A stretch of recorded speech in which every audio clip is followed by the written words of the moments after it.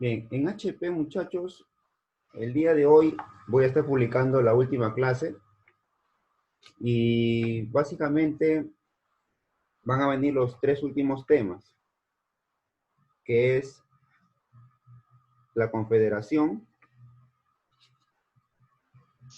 la prosperidad falaz y el tema que voy a publicar hoy día, que es guerra con España y el primer civilismo. Esos tres temas, los tres últimos temas. Entonces, de la confederación que nos interesa, por ejemplo, saber de qué se trató esa confederación, cuáles fueron los países que intervinieron en la confederación, cómo surgen los estados de la confederación, el presidente de la confederación, que nosotros sabemos ya que es Santa Cruz, quiénes son los opositores de esta confederación, porque si bien es cierto, Perú y Bolivia se juntan para ser un estado superior en América, y si lo hubieran conseguido con el paso de los años, de repente sí se hubiera logrado y se hubiera tenido el mismo poderío que Estados Unidos de América del Norte, hubiéramos competido de igual a igual, pero esa unión entre Perú y Bolivia genera pues opositores, ¿no? Entre ellos, por ejemplo, Chile principalmente y Argentina. Entonces, ahí tenemos ya dos opositores externos, pero también hay opositores acá en el Perú. Por ejemplo, los caudillos militares como Castilla, como Gamarra, que estaban inconformes, primero porque al darse la confederación, Santa Cruz iba a gobernar por 10 años. Y segundo, porque en esa confederación Bolivia tenía supremacía sobre el Perú y ellos querían que el Perú sea más importante que Bolivia. Entonces, ahí están los opositores externos e internos. Nos interesan las expediciones restauradoras. Son dos expediciones restauradoras que fomenta Chile.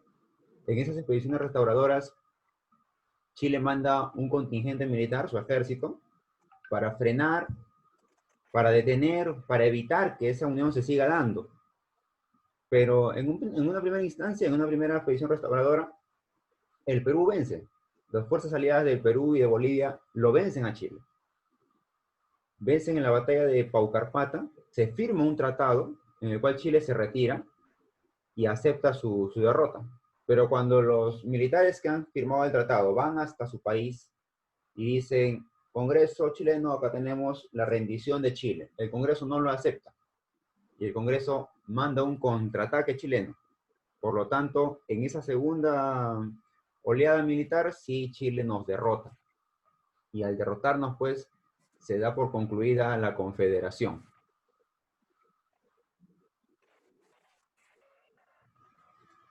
¿Ya? Así termina la confederación con el tratado de Paucarpata primero y luego con la batalla de Yungay. Ya con la batalla de Yungay se pone fin a la confederación.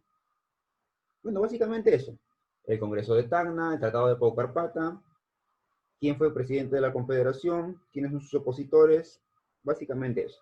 De la prosperidad falaz nos interesa bastante en lo que es todo relativo al guano. ¿Qué es el guano? ¿Para qué se usa el guano? ¿A dónde se vendía el guano? ¿Quiénes trabajaban el guano? Todos esos datos nos importan.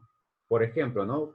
Te podemos preguntar, durante el siglo XIX, el auge económico en el Perú se debió a la venta del guano que se usaba para la agricultura. Eso tú ya sabes. ¿Qué es el guano? Usos del guano, a dónde se vendía el guano, quién trabajaba el guano, etcétera. Ya todo lo que es el guano. Además, cómo se vendía.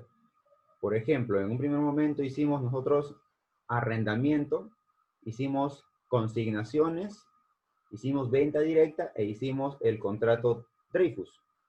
Y en la clase de hoy que voy a publicar, ahí está el contrato Dreyfus más explicado. En qué gobierno, qué trata el contrato Dreyfus, qué se hace ahí, etcétera. Y algunas obras de Castilla importantes nada más, ¿no? Como por ejemplo los ferrocarriles, el primer mapa del Perú, la ley de manumisión, el pago de la deuda interna, deuda externa.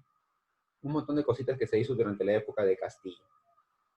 Y respecto a la guerra con España, la segunda guerra con España, no la de la independencia, sino la segunda, ahí podemos rescatar, por ejemplo, los héroes que nos deja esta guerra,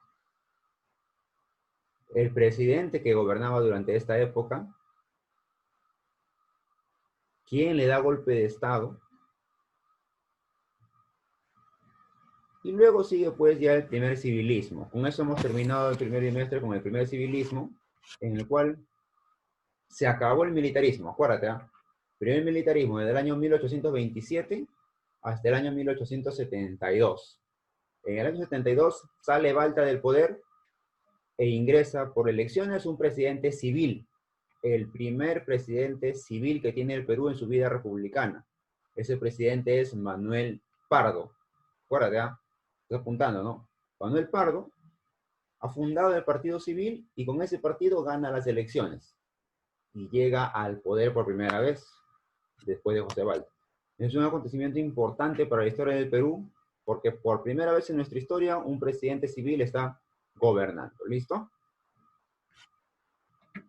Recuerda que Pardo fomenta mucho la educación. Bien, hasta ahí lo que es historia del Perú. De todas maneras, este examen de historia del Perú ya lo estaré subiendo, a ver, con ustedes quedamos el jueves, ¿no? El viernes, ¿ya? Economía también lo voy a subir el viernes. El viernes 21. Va a estar una semana en la plataforma, ¿ya? Hasta ahí con historia del Perú, qué fácil. No hay nada más que agregar. Ahora con el tema de economía. En economía también van a venir los tres últimos temas. Eso quiere decir la circulación, si no me equivoco, a ver.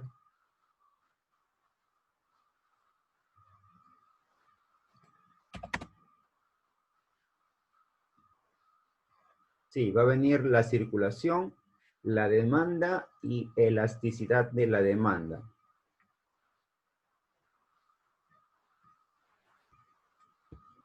Por ejemplo, en la circulación te vamos a preguntar los polos económicos.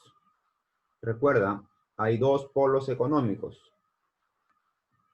Por un lado, se encuentran las unidades de producción, que vienen a ser las empresas, y por otro lado se encuentran las unidades de consumo, que vienen a ser las familias, ¿ya? Esos son los dos polos de la economía, los polos de la producción. Las unidades de producción, que son las empresas, y por otro lado las unidades de consumo, que son las familias. ¿Está bien? Ya, eso es importante. Apunta, polos económicos. ¿Cuáles son unidades de producción? ¿Cuáles son unidades de consumo? Además, consulta general. ¿Dónde se encuentran estos dos polos económicos?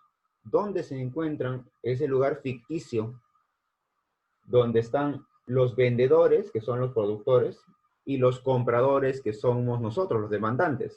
Fácil, se encuentran en los mercados, ¿ya? O sea, ya te di la respuesta de la pregunta, ya la respuesta del examen.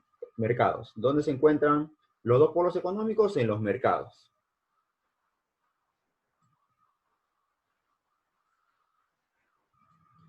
¿Qué más? A ver, por acá. Polos económicos igual te he puesto. Por un lado las familias, por un lado las empresas. Y si no dice empresas, va a decir de repente fábricas, va a decir de repente industrias.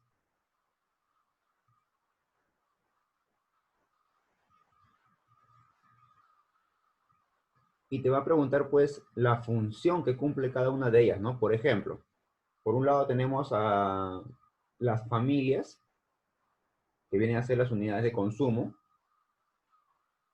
Y en ese flujo de la economía entre unidades de consumo y unidades de producción, ¿qué hacen las familias? ¿Qué ofrecen? ¿Qué demandan? Por ejemplo, las familias, tú sabes que ofrecen su fuerza de trabajo, ofrecen su trabajo y demandan bienes y servicios.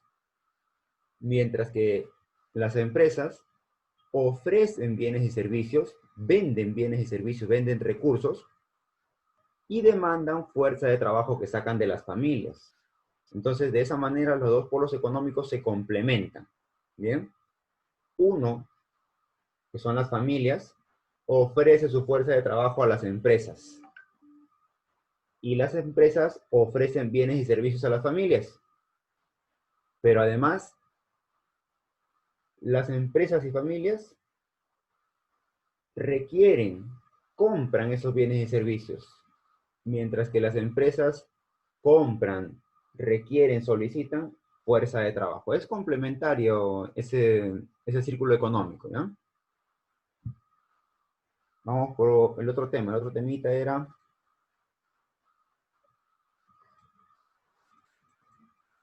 sobre la demanda. Nos interesa que sepas de memoria la ley de la demanda.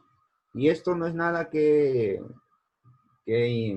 memorizar, solamente es un simple análisis. Tú como comprador, si ves que el precio de un producto sube, ¿qué haces tú como comprador? ¿Compras más o compras menos?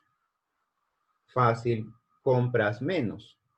Por lo tanto, la ley de la demanda te dice, cuando sube el precio de un producto, baja la cantidad demandada de ese producto. Sencillo. Y en el caso contrario, si es que baja el precio de ese producto, sube la cantidad demandada de ese mismo producto. Vas a querer comprar más porque está en oferta, está más barato, etcétera. ¿Bien? Entonces la ley de la oferta y la ley de la demanda es importante ya.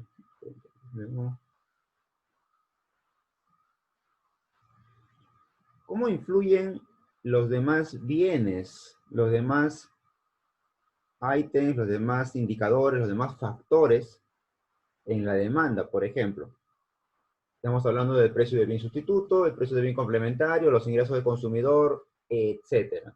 Si yo como comprador, demandante, gano más, ¿qué pasará con mi consumo, con mi demanda? ¿Aumentará o disminuirá? Obviamente, si tengo más ingresos, aumenta mi demanda. Sobre los bienes sustitutos, por ejemplo, ¿qué pasa si es que sube el precio de un bien? Según la ley de la demanda, yo compraría menos. Como ha subido el precio, yo compro menos. Y si estoy comprando menos de este recurso, ¿qué voy a comprar? Más de un recurso que sea similar, sustituto. ¿Está bien? Si sube el precio de un bien, sube la cantidad demandada de su sustituto. Es muy sencillo este análisis, no hay mucho que memorizar, solamente es analizar.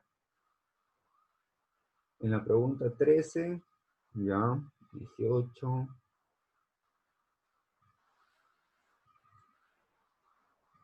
Hay que estudiar las relaciones. ¿Cuándo es una relación inversa? ¿Cuándo es una relación directa? Por ejemplo, con los ingresos del consumidor, la relación es directa. Con los bienes sustitutos, la relación es directa. Con los bienes complementarios, la relación es inversa. ¿Ya? Esas preguntitas son necesarias. Y la última es la 15. Y en la elasticidad de la demanda te vamos a poner un cuadrito, una tablita en la cual vamos a señalar cantidades de precio de producto y por otro lado vamos a señalar cómo ha variado la cantidad demandada. Entonces, se te va a requerir que tú digas si es que ese cuadrito señala una demanda elástica, inelástica, unitaria o rígida, ¿no? Se te va a pedir básicamente análisis. Acá no hay mucho que memorizar, solamente analizar. Saber el concepto de cuándo es una demanda elástica, que tiende a la demanda, varía más la demanda que el precio. Cuándo es una demanda inelástica, cuando varía más el precio que la demanda. Cuándo es unitaria, cuando varían porcentualmente igual. Eso básicamente se te va a pedir, ¿no? Es aplicativo, así que no hay mucho que estudiar. O sea, no hay mucho que memorizar. Tienes que saber los conceptos nada más. Bueno, eso es todo en Historia del Perú y en Economía. Me alegro por ustedes, muchachos que han estado activos. El resto, pues lamentablemente, si no va a seguir las indicaciones de las reuniones virtuales, no va a participar de estas reuniones, ¿ya? Con el tema de Liz, acá yo le voy a poner su nota.